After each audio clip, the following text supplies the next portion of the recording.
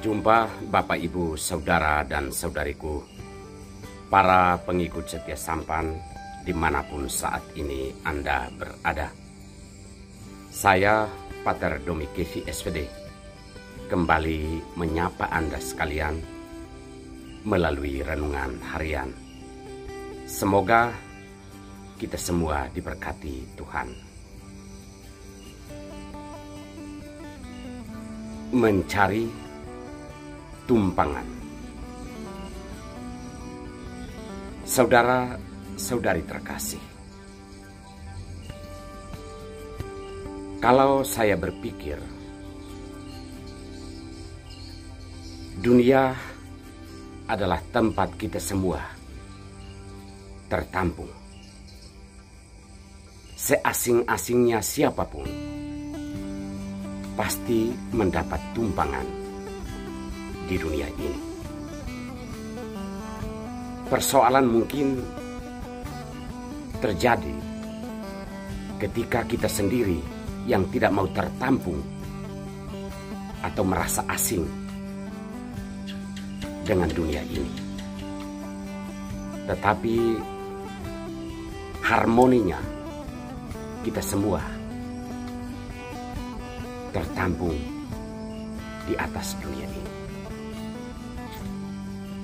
Saudara-saudari terkasih, hari ini ketika mendengar dan merenungkan sabda Tuhan dalam kalender liturgi Gereja Katolik hari ini, saya mengambil judul Mencari Tumpangan. Tumpangan yang dimaksud adalah bagaimana kita diterima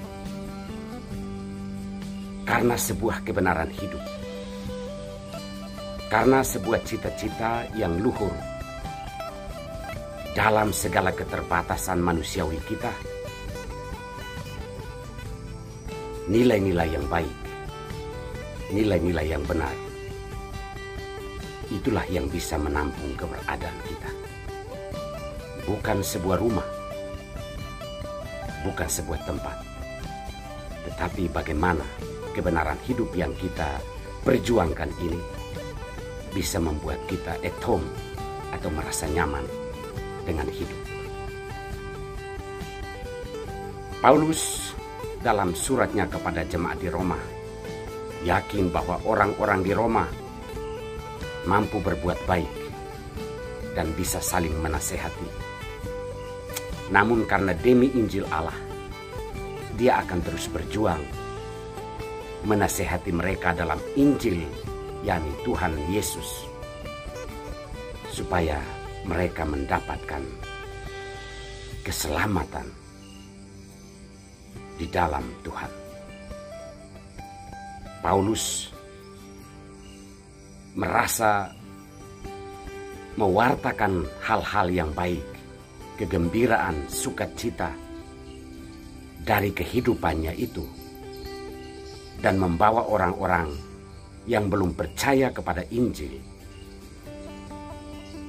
untuk dekat dengan Allah. Itu adalah suatu hal yang sebenarnya sangat membanggakan dirinya. Namun Paulus memiliki catatan bagi dirinya sendiri, bahwa ia bersyukur ia tidak melakukan apa yang di luar kehendak Allah. Ia hanya melakukan apa yang dikehendaki oleh Allah, dalam arti sebuah kebenaran hidup atas panggilan hidup yang ia terima dan ia jalankan di dunia. Dalam Injil, Yesus memberikan sebuah perumpamaan kepada kita tentang seorang bendahara yang tidak jujur. Kepada bendahara itu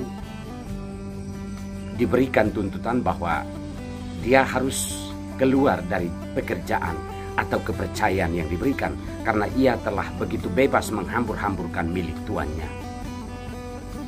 Karena tidak mampu menjalankan kepercayaan yang diberikan oleh tuannya, bendahara ini akhirnya harus dipecat.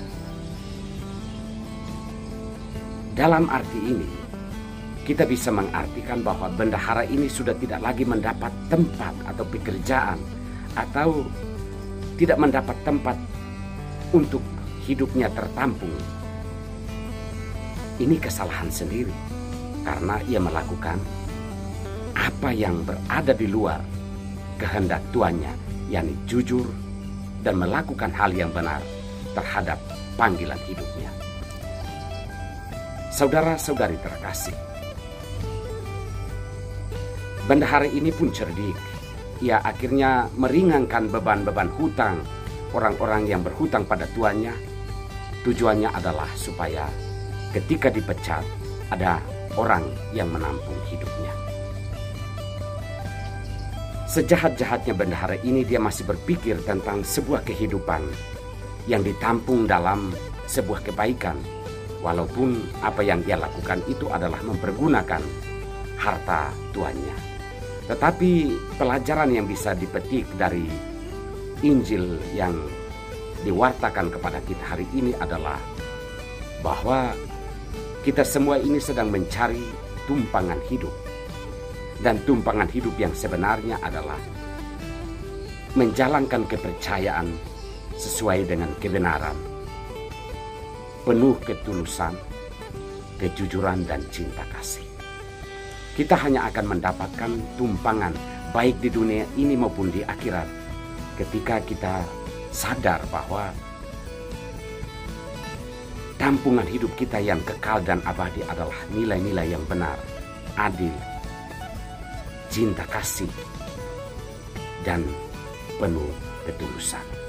Oleh karena itu, sabda Tuhan memanggil kita untuk menyadari tugas dan perutusan kita untuk membangun tempat penampungan bagi semua orang, di mana semua orang bisa tertampung dalam hal-hal yang baik, hal-hal yang benar, penuh ketulusan dan kejujuran. Perjuangan kita akan memiliki arti dan makna ketika kita menciptakan tempat yang penuh kebenaran, tempat penuh keadilan dan penuh cinta kasih bagi sesama kita. Syukur bagimu ya Tuhan untuk firman-Mu yang kami terima hari ini. Hanya Roh-Mu lah yang bisa membawa kami untuk mengamalkan sabda-Mu di dalam hidup kami.